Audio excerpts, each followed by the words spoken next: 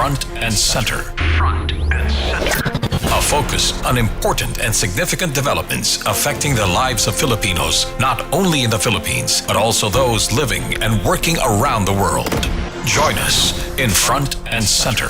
Front and Center. Here on Radyo Pilipinas World Service. Good day, welcome to Front and Center, where we focus on developments in the Philippines, legislation that provides policies and directions that strives to promote a better economy for the country, issues that concern the welfare and well-being of every Filipino. All of these and more will be Front and Center. You can watch this program live on our Facebook page, that's Radyo Pilipinas World Service. And you can also hear us live on audio streaming at Evox PBS Receiver app. So join us for another edition of Front and Center with your host, Jerome Toledo. Front and Center. Front and Center. Here on Radyo Pilipinas World Service.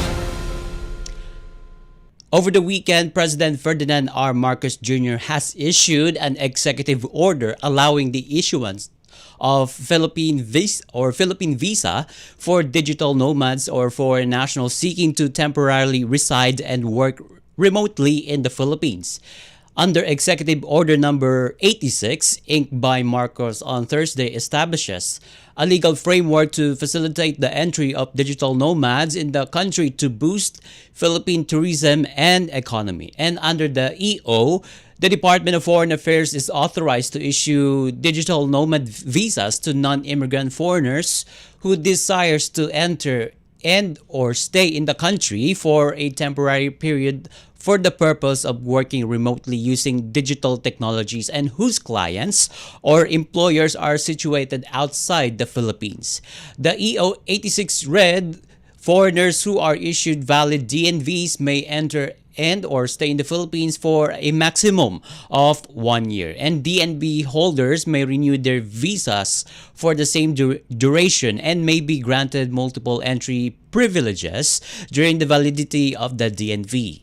And the World Economic Forum ranked the Philippines as the seventh fastest growing remote work hub country in the world in 2023. So as our country is included as one of the fastest growing remote work hub country, so is the Philippines' current internet infrastructure ready to cater the needs of foreign digital nomads? So let's find out with the spokesperson of the Department of Information and Communications Technology, Assistant Secretary Renato Aboy Paraiso. Assistant Secretary Aboy, thank you for joining us and welcome to the program. Thank you, Sir Jerome. I'd like to greet you, your viewers, and your followers a good morning. Thank you for having us in your program. Okay. So, let's start now. So, how is the Philippines faring in terms of internet connectivity, ASEC Aboy? Well, in terms of connectivity, we have around 17,986 activated free Wi-Fi sites all across the country, covering schools, barangays, health centers, and other public places. But we're not stopping there, Sir Jerome.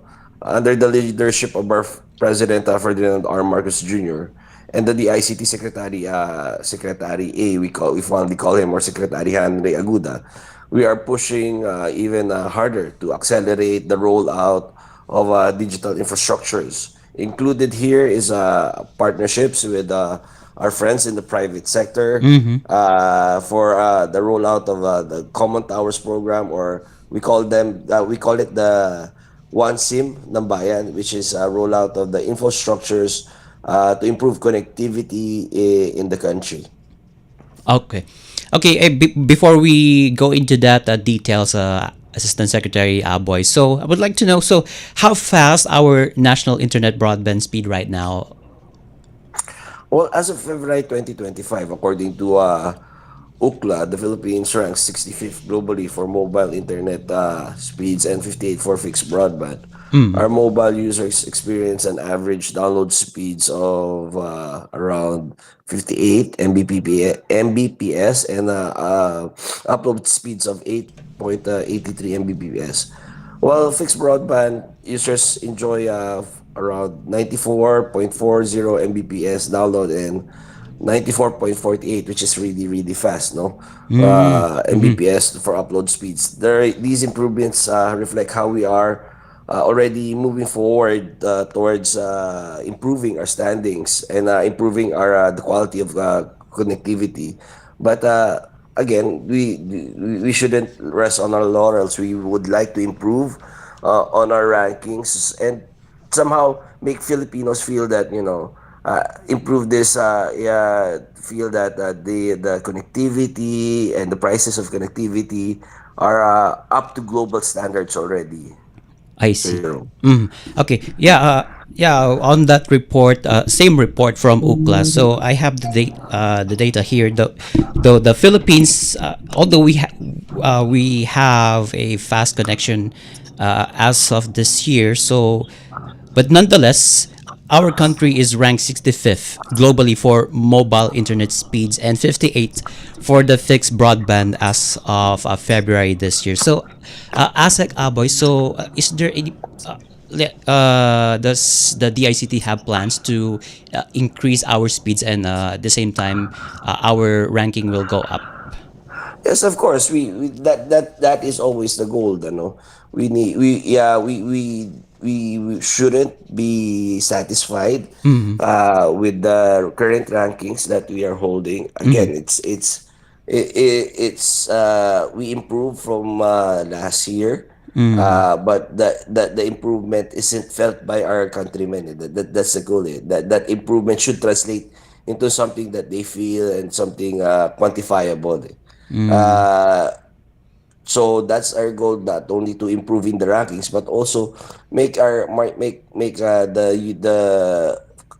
Filipinos feel that they have Mm-hmm. fast, reliable internet uh, under the leadership of our secretary and towards the team of a bagong Pilipinas Mm-hmm. of the president. They should feel that in this administration, not only did the quality of internet and connectivity improve, but Mm-hmm. the prices as well Mm-hmm. have improved. The quality should reflect the price they pay for their connectivity. Okay. Okay. So you mentioned earlier about a program that will address the internet connectivity issue in the country. So, what are other programs of the government to ensure that we will have a fast, reliable, and affordable internet, not only just for our us Filipinos, but also for these incoming foreigners that will or that will take part in this digital nomad job or positions.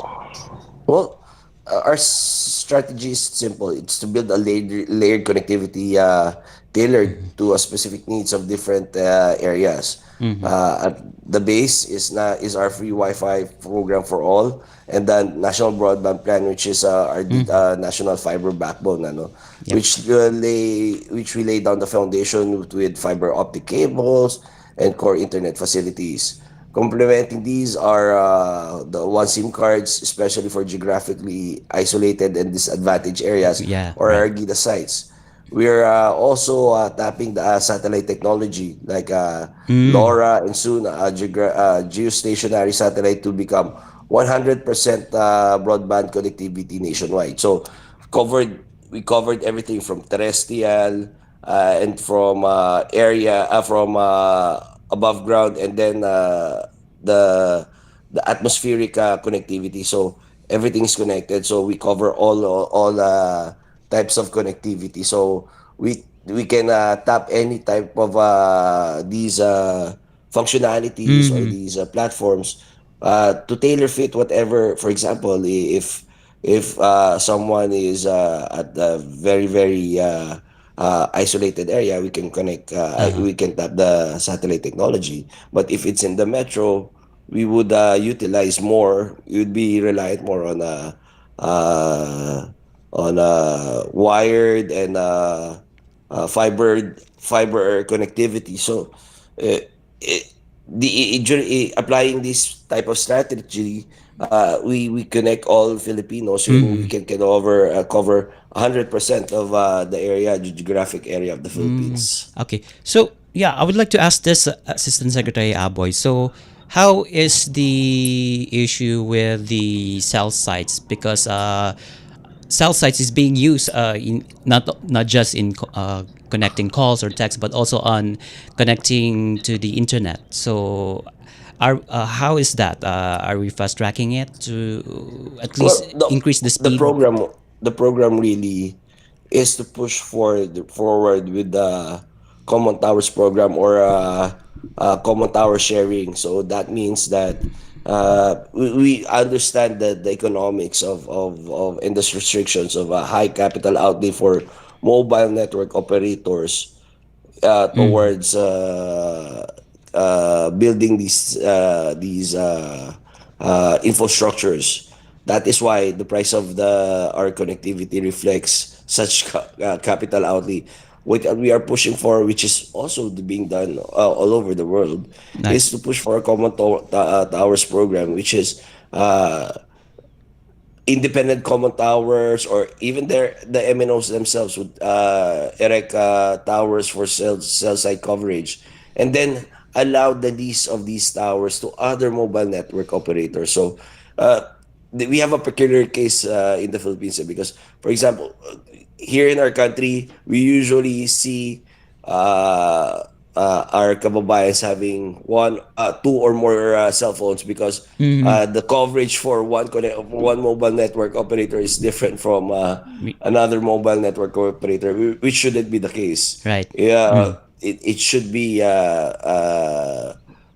common for everyone, and I think that the competition would really be gauged in terms of the quality of connectivity, and no longer the coverage. I see. Okay, so moving to another question here, Aseka Aboy. Good. In your opinion, how related the good internet connectivity and tourism to each other? Since very soon we will start to allow foreigners to enter the country to work remotely and use our internet facilities. So how is it related to each other? Well, good internet connectivity is a game changer for tourism, really, especially in the Mm-hmm. advent of, or the push towards digital nomads, which is already happening here in the country. To be honest, during the pandemic, we've seen an influx of digital nomads, Mm-hmm. and various programs of DICT is also geared towards pushing forward with that particular program. You have Geeks on the Beach.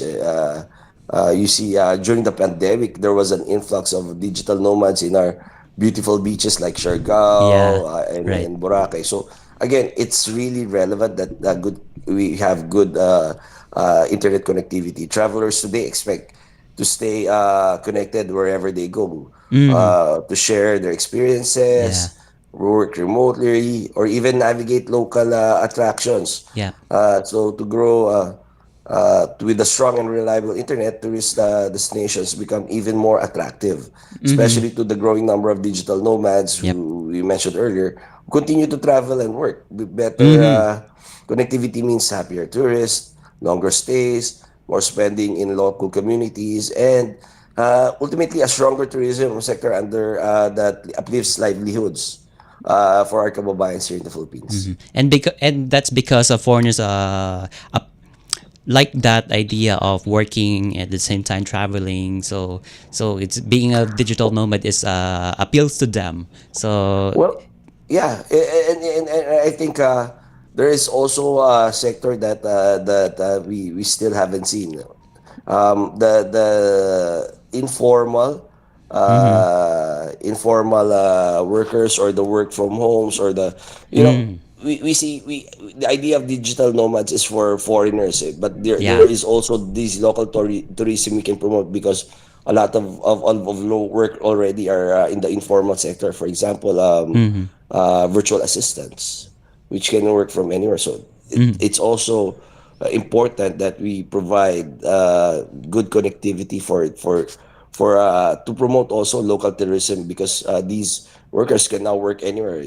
If it's stressful at home, they can go to a specific hotel, which Mm-hmm. would boost economy for and create jobs for those particular sectors of our economy.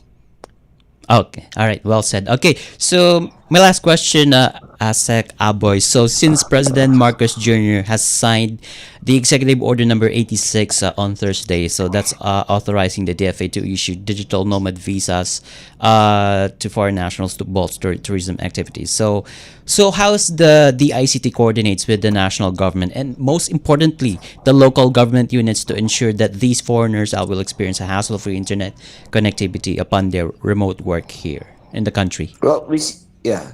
Thank you for that question. We see the digital nomad initiative as more than just a tourism initiative. It is a springboard for boosting our innovation-driven digital economy. Under our Secretary A, Inclusive Tech for All vision, we are working to expand high-speed internet in tourist zones and emerging tech hubs, ensuring that remote workers enjoy seamless connectivity whenever they choose to stay. Of course, complementing this, we are also strengthening cybersecurity and the data private protections to create a safe, trusted environment for remote professionals and business.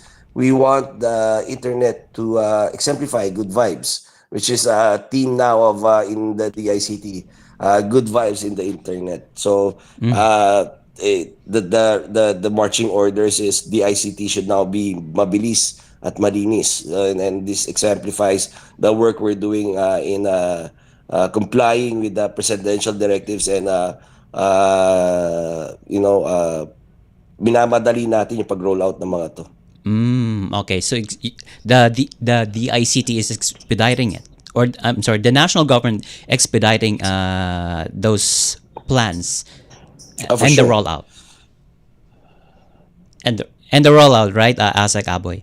Well, it's not only expediting the plans, expediting the rollout, but you're really expediting the planning, ensuring that it complies with presidential directives and global standards. It's really we cannot really delay the services we bring to the Filipino. And the other side of the coin is it really has to be transparent and make sure that every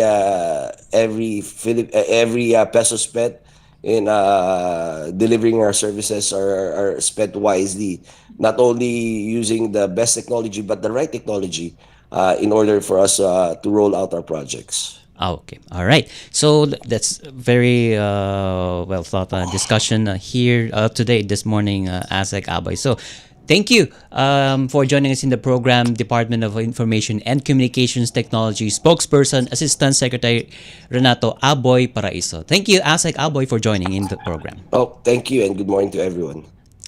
And Front and Center returns after these messages.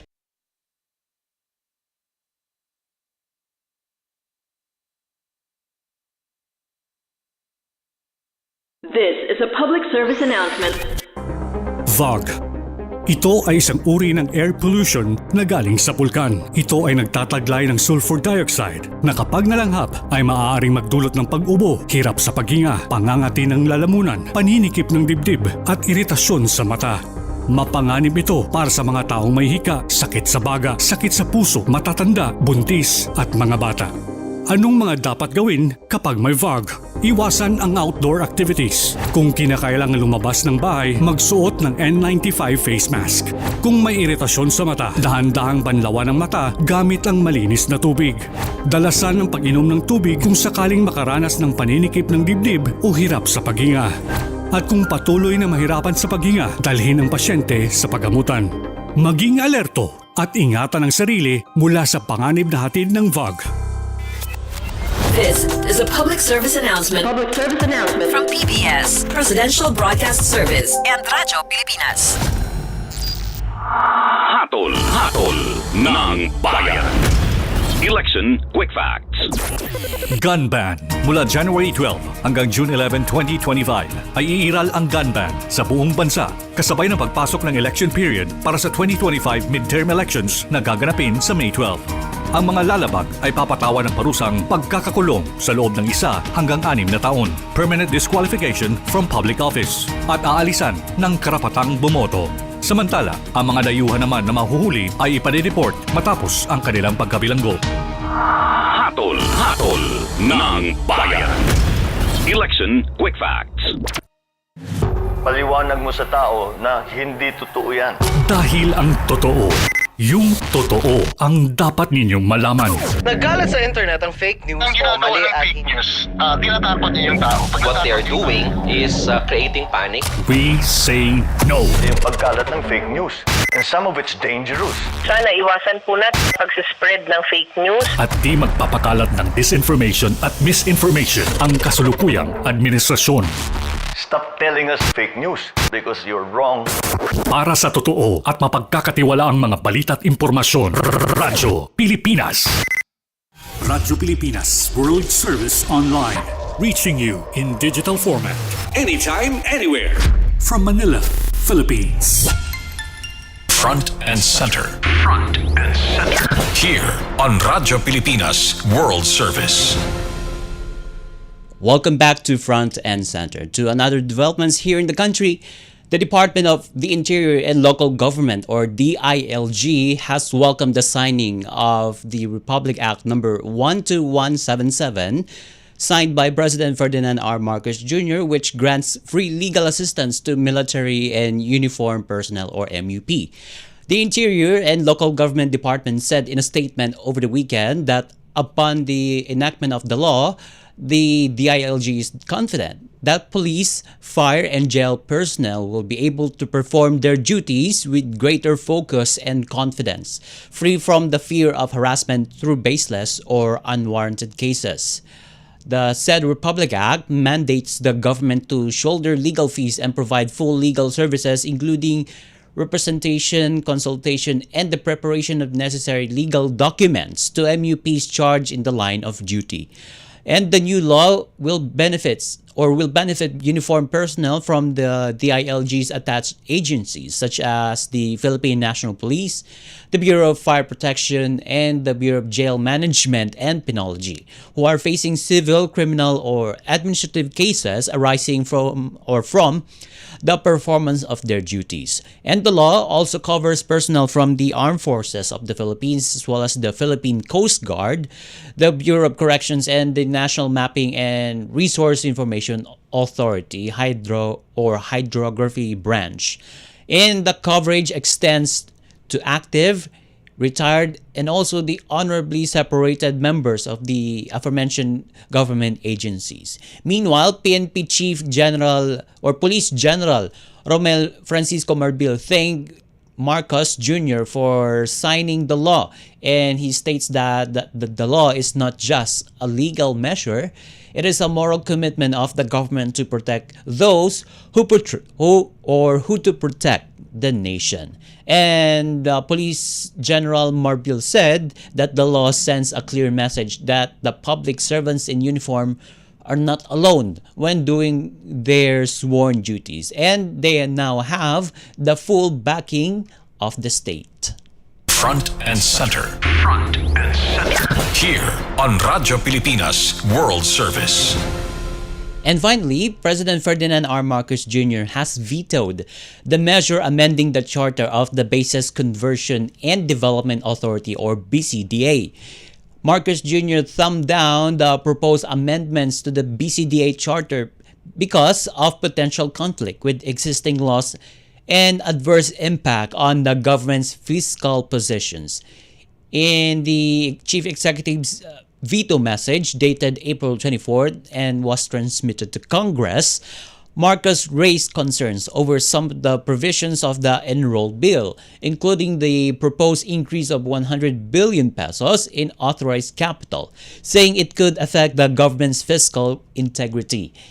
Marcos said the proposal to use the proceeds from the sale of the allocated lands from the ecozones to accrue mainly to the BCDA is inconsistent with the government's one fund policy, limiting its fiscal flexibility in deciding fund utilization for more pressing concerns. In addition, the bill antithetically grants to the BCDA the authority to determine alienable and disposable lands, which clearly falls under the mandate of the Department of Environment and Natural Resources. The chief executive said the bill's language granting land ownership and authority to the BCDA in disposing land it also contradicts to the law jurisprudence, which is Republic versus Harris of Bernabe, which provides that the state is the beneficial owner of the lands transferred to the BCDA under Republic Act 7227 or the Basis Conversion and Development Act of 1992. And the BCDA remains a major force in creating economic opportunities in the country through the establishment of integrated developments, dynamic business centers, and vibrant communities. And it engages in public-private partnerships to push forward vital public infrastructure such as the tollways, airports, seaports, and major real estate developments. And through the years, the BCDA has proven to be one of the most successful government agencies in attracting investments, creating jobs for the Filipino people, and boosting the Philippine economy. Some of the BCDA's accomplishments are the development of economic hubs such as the Bonifacio Global City and the Newport City, and the completion of the 93.77 kilometer Subic-Clark-Tarlac Expressway, and the BCDA's positioning Clark as the next investment center in Asia through high-impact projects such as the new Clark City and the expansion of the Clark International Airport. Front and center. Front and center. Here on Radyo Pilipinas World Service. And with that concludes this edition of Front and Center.